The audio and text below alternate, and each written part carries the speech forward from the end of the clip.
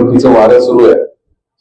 छत्रपती संभाजीनगर जालना स्थानिक स्वराज्य विधान परिषद निवडणूक, आणि या निवडणुकीमध्ये एकूणच दोन्ही जिल्ह्यांची परिस्थिती आपण जर पाहिली तर भारतीय जनता पार्टी ही मग त्या नगर परिषदांमध्ये थोडं कमी आहे, पण नगर परिषद महानगरपालिकेमध्ये आम्ही इथे 62 आहोत, जालन्यामध्ये 44 अधिक कॉप मेंबर आहेत, जिल्हा परिषद मध्ये आम्ही इथे 25 जण आहोत, अधिक अपक्ष आमच्या सोबत आहेत, पंचायत समितीचे अध्यक्ष आमच्याकडे आहेत.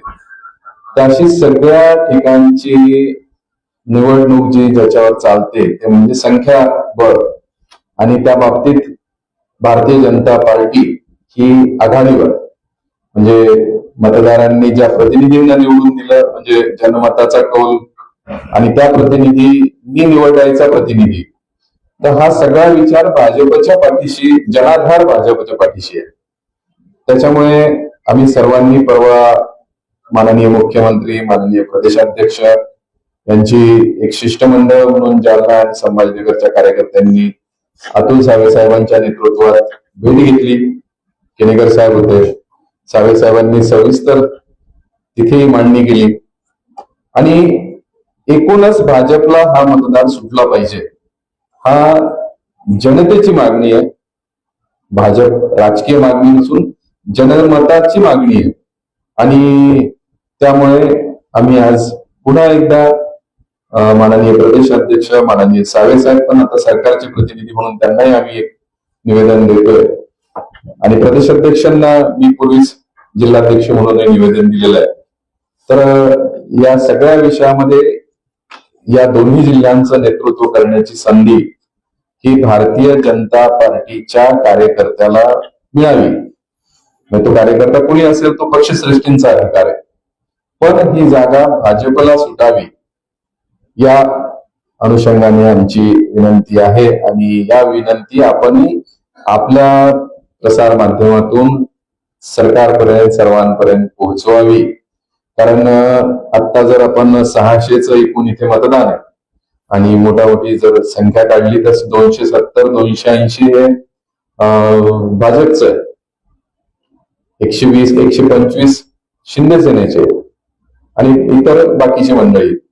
तर अगदी या स्वबळावर म्हटलं तरी भाजपच हे आघाडीवर राहू शकतं.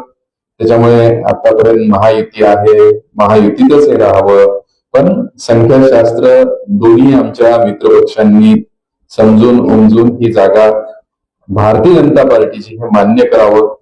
आपण महानगरपालिकेतही आपण पाहिलं की त्यांचा आग्रह होता, आमचे आमदार 3 आमदार आहेत, 1 खासदार आहे, आणि आम्हाला जागा सोडा. पण इतकी वर्ष भारतीय जनता पार्टीचा विचार परिवार हा सगळ्या महायुतीचा धर्म पाळतो, सेनेचा उमेदवार असेल तर त्याला मतदान करतो, आणि यावेळेला जेव्हा सेनेने युती तोडून वेगळं लढायचं ठरवलं तर आमची म्हणजे फजिती झाली होती की त्यांनी ऐन वेळेला आमच्याशी न चर्चा करता निर्णय घेतला आणि युती तोडली. पण ज्या वेळेला मतदान झालं त्यावेळेला लक्षात आलं की भाजपचं मतदान हे सगळ्या शहराच्या कोपऱ्या कोपऱ्यामध्ये आहे. भाजपचा विचार जनतेला आवडतो.